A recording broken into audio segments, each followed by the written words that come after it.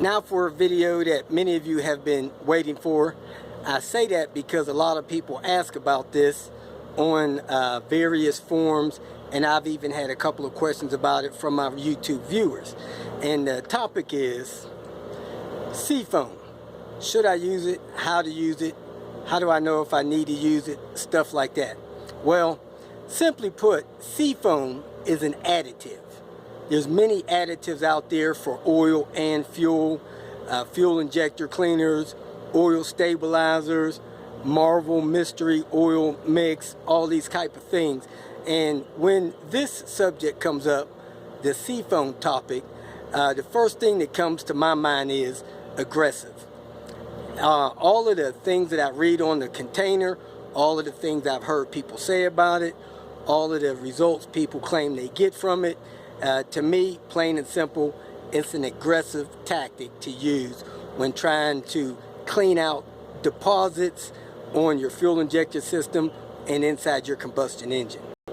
So, here's my car. I know how it's been maintained and serviced. I know the oil's been changed on a regular basis. I don't believe that I have any sludge or gunk inside my motor because I change my oil regularly and I use high quality oils. So I don't think it's necessary to pour Seafoam into my crankcase to try to clean out deposits. When you read the can on the things that it does and all of the benefits that it gives after the use of it, it all says over and over again, due to buildup deposits, due to deposit buildup, dirty parts due to deposit buildup, blah blah blah due to deposit buildup. So if there's no reason for your car to have quote-unquote deposit buildups, I don't think it's necessary to use something as aggressive as Seafoam to try to clean out the inside of your motor. In the owner's manual of your car, it recommends using oil that meets certain specifications. When you look at the seal on the back of your oil container, it'll have certain specifications that it meets. It'll also list different things on there that it has as a standard.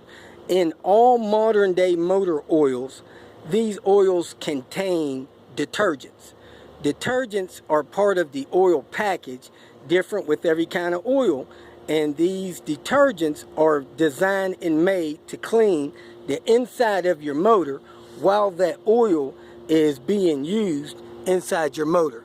So when you open up your oil filler cap and aim your look down in there, you can see oil, and you can also see if it looks dirty in there or clean.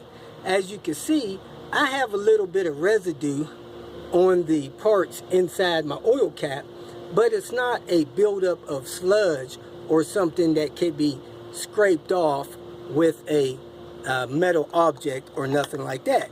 So I don't think I have any sludge in my motor. Sludge normally builds up in your motor as a result of failing to change the oil as recommended or scheduled with your oil change interval. Now, there's three primary ways to use Seafoam as a deposit buildup removal. Number one is pouring a can of this, which is 1 pint, 16 ounces, into your fuel tank. They recommend that 1 pint will treat anywhere from 8 to 25 gallons. So you want to make sure you have more than a half a tank, preferably 3/4 or higher. You pour this, all of the bottle, into the fuel tank, and this will help lubricate the fuel system, clean the fuel injectors, clean and lubricate your valves, and get rid of carbon buildup or other type of buildup debris that may be inside your fuel system or inside the passages of the motor that fuel will touch.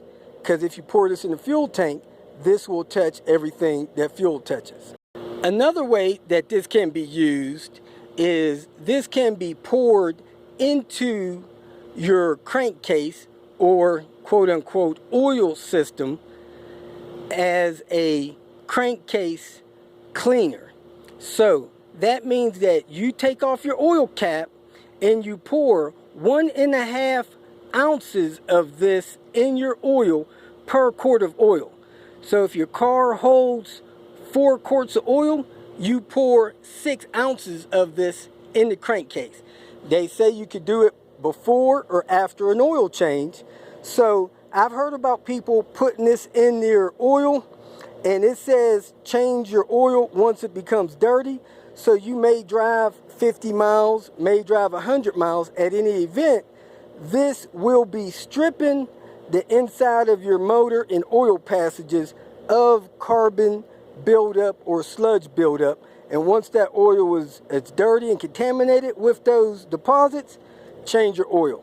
I've heard of people putting this in your oil, driving 10 or 15 minutes, leaving a cloud of smoke everywhere they go in the process.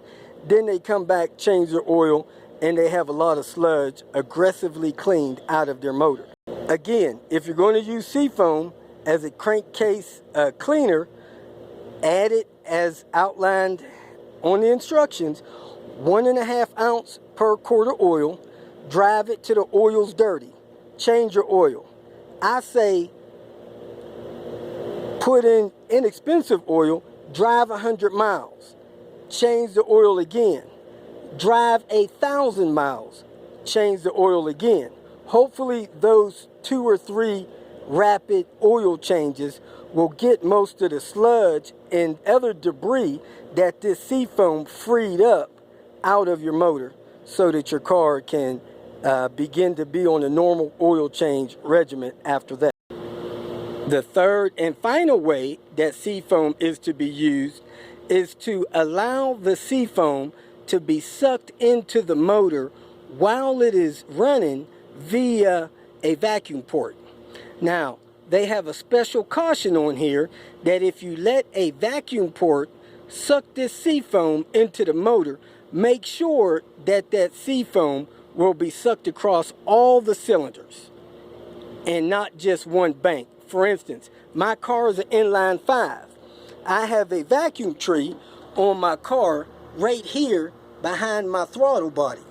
I could pull one of those ports off and hook up a vacuum hose to it, put the vacuum hose into a measured container of Seafoam, allow it to suck in through my intake, and it will suck across every cylinder. If you have a V6 or a V8, you got to make sure that whatever vacuum access you use will suck the Seafoam across all of the cylinders, not just 3 of them or 4 of them, not just half the motor, through the entire motor. Now, this container is a 1-pipe container. Seafoam strongly urges that you only put 1/3 of that, which in the 16 ounces, you're looking at, I guess, about 5 ounces of it. Allow that to be sucked into the intake. So measure off 5 1/4 ounce or 5 1/3 ounce, put it in a separate container, hook up your vacuum to your motor, then start your motor. While your motor is running, allow that vacuum line to suck that 1/3 of measurement, the 1/3 of the container, into your intake system. And anywhere that air travels in that intake system, this Seafoam will be sucked into there, hopefully stripping away any deposits and carbon buildup and other things that may be on the path of your injection system, your valves, and stuff like that. It's supposed to not hurt your O2 sensors or exhaust, so it's safe to do that. So those are the 3 methods of using Seafoam. Again, I repeat, in my opinion, Seafoam is aggressive. There are other additives and things that you can use that will do the same job at a less aggressive process. So if you need aggressive results, go ahead and use Seafoam. If you don't need aggressive results, use something that is not as aggressive. I use Lucas oil treatment, fuel injection treatment to clean my fuel injectors. I've heard of other oil treatments that you put in the motor, but remember, if you're going to do something that aggressively removes deposits or sludge, be prepared for the results that it gives you, and having this sludge and stuff like that floating around in your motor until you get it drained out. Hopefully it won't clog any small ports or get stuck anywhere while it's loose. So, just to recap, Seafoam will not fix parts. It won't repair a burnt valve. It won't fix a fuel injector that has a failed pulse or electronic part. It is strictly designed to clean deposits off of parts inside of the motor. Fuel injector, valves, rings, pistons, stuff like that, and sludge in your crankcase. So this is not something that's going to fix something broken, but it will aggressively clean and strip parts of deposits. In my opinion, the best use of Seafoam is in the following conditions. Long story short, the best use for Seafoam is, one, if you have a car that has been sitting for excess of 90 days and it has old fuel in there, fuel that you don't want to pump out, pour a can of Seafoam in there and let the Seafoam stabilize that fuel and loosen it up so it'll make it through the injectors fine. Another good use of it is if you have clear signs of some kind of sludge in the motor, or you know that the person that had the vehicle prior to you did not change oil regularly, you drain the oil, it seems thicker than it should seem, the oil's extremely dirty, the car's been sitting on excess of 2 years or something like that, those are good examples of times where you probably should use Seafoam. If you have any questions, go ahead and post them. If you feel that this information was beneficial, please like it and share it with your social media friends. You can also subscribe to my channel so that you can get notification of future videos that I post. Visit my channel. I have all types of do-it-yourself videos there. You can leave questions here and I'll try to respond to them as quick as possible. You can also visit my website at robertspinner.com. Thanks again for watching.